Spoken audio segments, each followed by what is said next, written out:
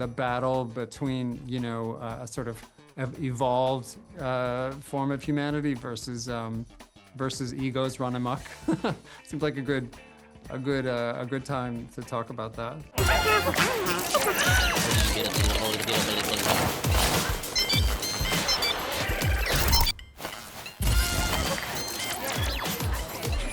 So how are you? How is everything? Good. It's fun. Great. Let's talk Great. about this one. Yeah. Yeah. Well, I love the movie. I really wanted to start by asking you, how did you manage to approach such a unique tone? Because, you have real life, right? Real relationships, but you have this great balance between humor and dramas. How did you manage to accomplish that?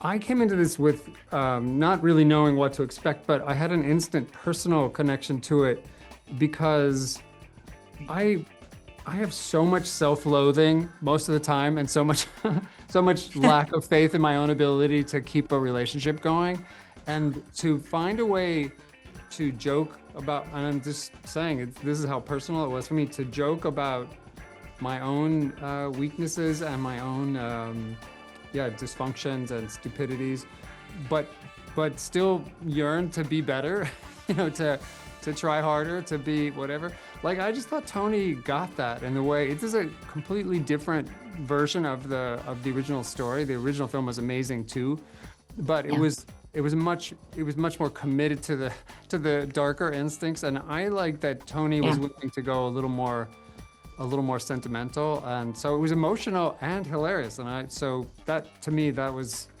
a rare opportunity to get a little therapy for myself. That's great. You did both things then. Yeah, exactly. So, what I really like as well is that you often, before you start a new project, you ask yourself, why now? So I wanted to ask you, why did you ask yourself why now? And what was the answer?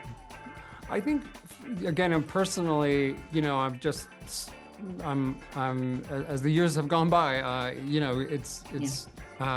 it's always time to ask more questions, but I think as you have more experiences, you enjoy asking them. I think it's also, I think it's an interesting time to figure out what matters in terms of being human beings, like how the world is so upside down from time to time, and we suck at collaborating and cooperating, so we're all trying in a certain way, but I thought a story about the battle between the sort of higher selves and the more self-involved, as I was just saying, that the monster in this horror film is ego, and in the modern world it seems like ego is winning, right now, and so to have a story about the battle between a sort of evolved form of humanity versus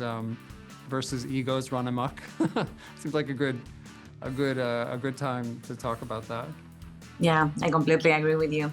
And well, I wanted to talk about one of my favorite scenes, of course, is the dinner scene. And you have done some things like this before, these uncomfortable situations that we can actually experience in real life, like in New Year's or in Christmas. So we're no stranger to that. But I wanted to ask you about this particular scene, how it was like to shoot it with everyone involved in the table, and what it was like for you. Yeah, I'm so glad you tied it to holidays. Yeah. Because that's, Meet the Parents had a really long dinner scene, and actually Meet the Fockers did too, where, and then it's become a film that people watch in the holidays because families are dysfunctional sometimes, and it's much better to laugh at somebody else's dysfunction than it is to, wallow in your own disagreements. And I think there's a cathartic release that occurs that way. And in this case, I love the dynamic of the Benedict's character and Olivia's characters being so at the end of their possibilities, and there's so much resentment built up. And yet it's exactly when they've just gotten a new house. They hope this big dinner party will be part of the rescue. It will somehow, re-empower the relationship, and it starts to go dark quite quickly. But then you have really funny characters played by Andy Samberg and Kate McKinnon, and Chirikawa and Jamie Demetrio and Sunita, and there's like so many. There's just so many new wild cards, but it's just these two people versus the other, while all these other, crazy forces are throwing in. And I love it when everyone's trapped together and they can't escape. There's no escaping that. So you have to just stick it out. And it was hard. We were trapped there too as a film crew because we're doing that for 3 straight days. But it was never boring, because you just never knew what Kate McKinnon was going to come up with next, or Zoe Chow, who's fantastic in the scene as well.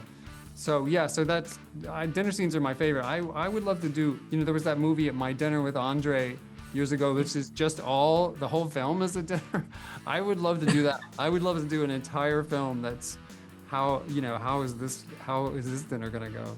Well, you would definitely nail that. So yeah, I'm with you on that one. Well, thank you so much for your time. Congratulations again on the movie. And I really, really enjoyed it. So can't wait for everyone to see it. Thank you. Bravo. Bye.